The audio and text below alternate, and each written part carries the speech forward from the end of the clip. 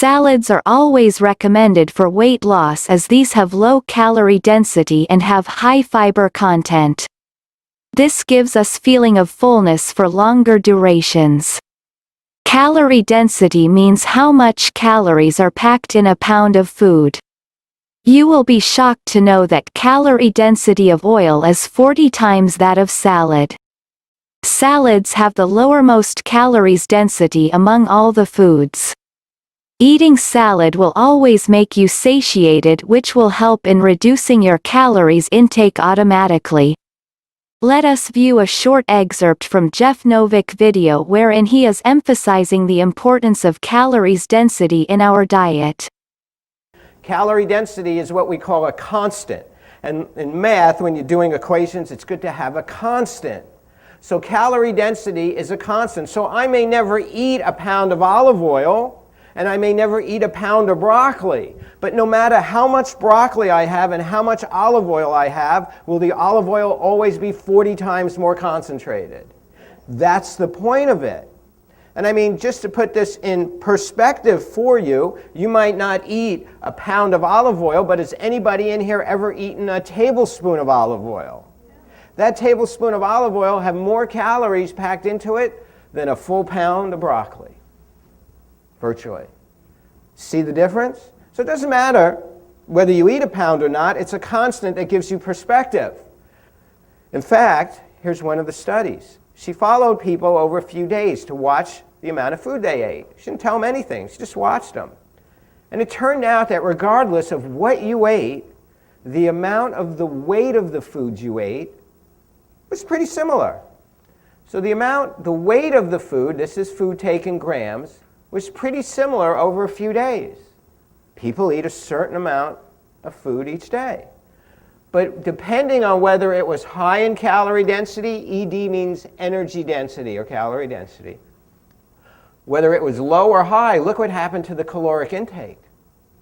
Because we ate a similar amount of weight of food, so if we change the calorie density, what happens to the calories we take in? It changes. See how important this is? So you still get to eat all you want, but if you change the calorie density, what happens to your caloric intake? It could go up or down depending which way you go. Dr. Doug Lisle, author of Pleasure Trap, one of the best guide for healthy eating, further emphasizes the importance of salad. Stole this graph, I believe, from John McDougall.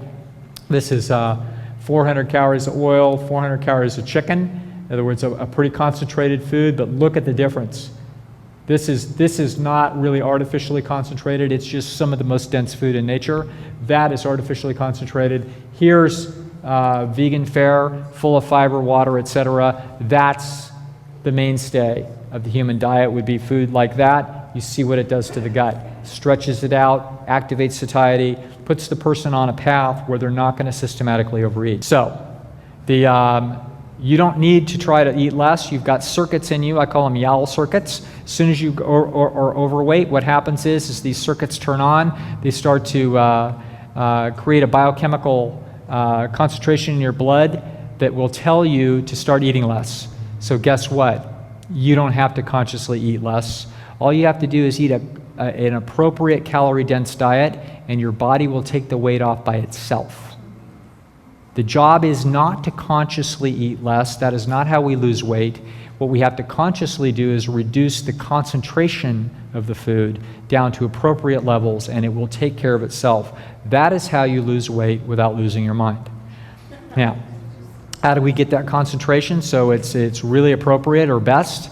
This is what I call my religion of eating. This is a really good way to do this if you're really trying to get on a good track for the new year. For your main meal of the day, which is probably going to be dinner, eat your salad first, your vegetables second, and anything concentrated third. Do it in that order. The salad has the lowest calorie density, so it's the least interesting. So we eat that first when we're hungry. Then we go to the vegetables, which are going to be next level of concentration, or it might be soup, for example. And then whatever you're going to eat for the more concentrated food, could be pasta, rice, or etc., that sort of thing. Any of the concentrated grain, potatoes, we eat that last. because those are about 500 or 600 calories a pound, or beans, for example. If we do that, if we eat them in that order typically, then we're going to make sure we get plenty of salad and vegetables in there, which is a key to having the overall concentration of the diet low enough that you'll be able to lose weight easily. We hope now you have understood the importance of eating salad before lunch or dinner. Salad is also source of a high-fiber diet which helps to lower cholesterol levels and prevent constipation. Let's start the practice of eating a bowl of salad 15 minutes before lunch and dinner from today itself.